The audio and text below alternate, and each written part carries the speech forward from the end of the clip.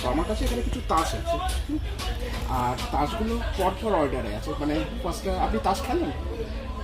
আচ্ছা, এটা হচ্ছে 1 মানে টেক্কা, 2, 3 আর 4, ঠিক আছে। আমি একটা কাজ করছি, আমি 4টাকে নিয়ে ঠিক এইভাবে উল্টে রাখলাম। তাহলে এখন বলুন তো যে কোনটা উল্টে আছে?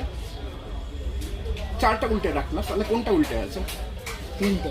না, তার কারণ আমি যদি এখানে স্ন্যাপ করি, 4টাকে আমি যদিও এইমাত্র করলাম, তাও দেখা যাবে যে এখন টেক্কাটা উল্টে গেছে। হ্যাঁ, ঠিকঠাক। টেক্কাটা উল্টে গেছে, কিন্তু ব্যাপারটা আরেকটু স্পেশাল করা যাক। এবার আপনি স্ন্যাপ করুন, আপনি স্ন্যাপ করুন, এরকম করুন, তুলি মারুন। টেক্কাটা উল্টে ছিল, তাই তো? কিন্তু এই যে আপনি স্ন্যাপ করলেন, তার ফলে এখন কিন্তু 2টা উল্টে গেছে। আচ্ছা, আরেকবার করা যাক। নিন, এবার আরেকবার স্ন্যাপ করুন। তাহলে কোন তাসটা উল্টে আছে? 2টা, তাই তো?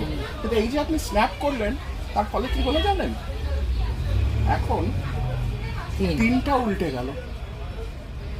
তাহলে 3টে একমাত্র তাস এখন যেটা উল্টে আছে, তাই তো? বেশ, আমি একটা কাজ করছি, এখানে আমি এই 4টাকে উল্টে রাখছি। তাহলে এবার বলুন তো কোনটা উল্টে আছে?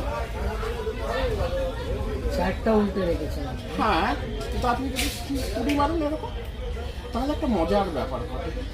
তখন দেখা যায় যে 4টেই কিন্তু উল্টে আছে, অর্থাৎ 4, 3, 2 টেক্কা, 4টি উল্টে আছে।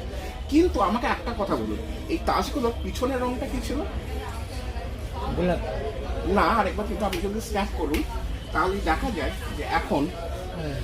সবকটাই কিন্তু সবুজ হয়ে গেছে, এবং প্রত্যেক কটায় টেক্কা 2, 3, 4 লেখা আছে। ম্যাজিকটা কি ভালো লাগলো? Thank you.